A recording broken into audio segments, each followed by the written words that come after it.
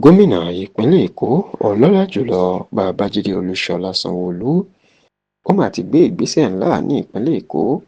èyí táwọn kan rí bíi ẹni wípé ó fi ń dun bàbá àṣàlẹ̀ òṣèlú ìpínlẹ̀ èkó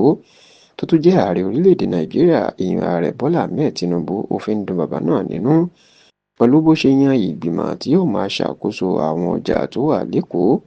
ìyẹn tí wọ́n pè ní Lagos State Market Advisory Council LSMAC tó sì jẹ́ pé ọmọ Tinubu tó dàgbà jù lásìkò yìí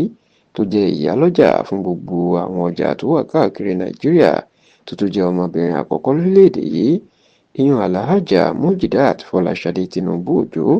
òní Sanwó-Olú ló fi ṣe ẹni tí yóò darí àjọ tí ó máa rí sọ̀rọ̀ ọjà ìpínlẹ̀ Èkó tó ṣẹ̀ṣẹ̀ dá sílẹ̀ kì í ṣe ọ̀rọ̀ ìmọ̀ ìpè ní nǹkan bíi ọdún bíi 12 sẹ́yìn ni wọ́n ti yan Fọláṣadé Tinubu Òjó gẹ́gẹ́ bí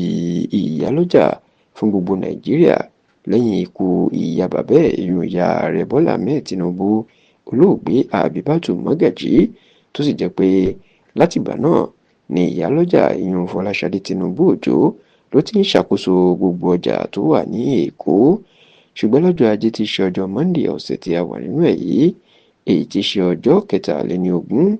oṣù kẹfà ọdún tá a wà yìí the 23rd of June 2025 ìní gómìnà Sanwó-Olú inú máa ṣàgbékalẹ̀ àwọn ìgbìmọ̀ tí ó máa rí sọ̀rọ̀ ọjà lẹ́kọ̀ọ́ èyí tó pè ní Lagos State Market Advisory Council tó sì jẹ́ pé Tinubu ìyẹn Fọláṣadé Tinubu Òjó ìyẹn ọmọ Tinubu òní Sanwó-Olú òní kò ṣe alága ẹ̀ tó sì yan àwọn ọmọ ìgbìmọ̀ sí àjọ náà bó tilẹ̀ jẹ́ wípé níṣe ni àwọn èèyàn ni wọ́n ń kan sára sí Sanwó-Olú ṣùgbọ́n ọ̀pọ̀ àwọn èèyàn tí wọ́n jẹ́ òǹwòye òṣèlú ni wọ́n sọ pé ipò tó fún Tinubu ìyẹn ọmọ Tinubu ó ti fi hàn pé ipò láti dùn Tinubu nínú ni wọ́n ní ṣèbí ìyálọ́jà inú olórí ọjà gbogbo Èkó tẹ́lẹ̀ ó lóun ló ń ṣàkóso Èkó wọ́n lè wò tún wá ní ọ̀rọ̀ àjọ tó ń rí sọ̀rọ̀ ọjà àti Sanwó-Olú ṣẹ̀ṣẹ̀ dá sílẹ̀ tó wá ṣẹ̀ṣẹ̀ lóun fi ìyálọ́jà jẹ alága wọn ni Sanwó-Olú fi èyí wọ́ ojú rere ọmọ Tinubu àti Tinubu ni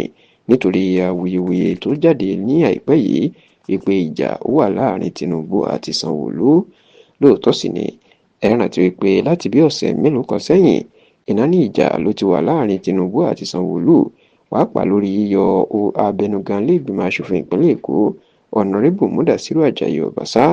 èyí tí wọ́n ní Tinubu ń fẹ̀sùn ẹ̀kan pé Sanwó-Olú ló wà lẹ́yìn bá ṣe yọ́ láìjẹ́ kó mọ̀ tó sì jẹ́ pé láìpẹ́ ní Sanwó-Olú ṣẹ̀ṣẹ̀ lọ dọ̀bálẹ̀ láti bẹ̀ Tinubu tí wọ́n sì ní láti rí ojú rere ẹ̀ ìyẹn ló jẹ́ kí Sanwó-Olú kó yan Fọláṣadé Tinubu Òjó gẹ́gẹ́ bí